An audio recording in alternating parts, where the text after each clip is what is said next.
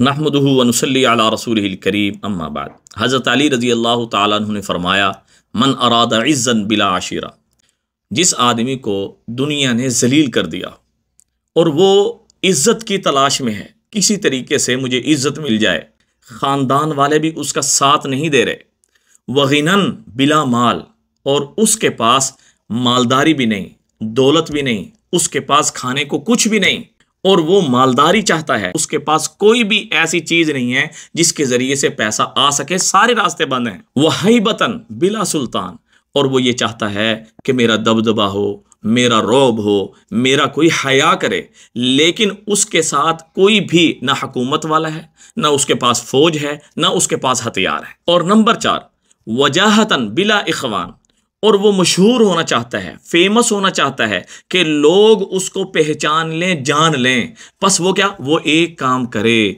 फल यखरुज मिन दुल्ल मासियतिल्लाह, वो अल्लाह ताला की नाफरमानी वाले जितने रास्ते हैं वो सारे छोड़ दे, तौबा कर ले। कैसे कि गुनाह करने का इससे मुकम्मल इख्तियार हासिल हो गया, जिना कर सकता है, धोखा दे सकता है, चोरी कर सकता है, फ्रॉड कर सकता है, पैसा इसके हाथ में आ सकता है, लेकिन ये अल्लाह से डर गया।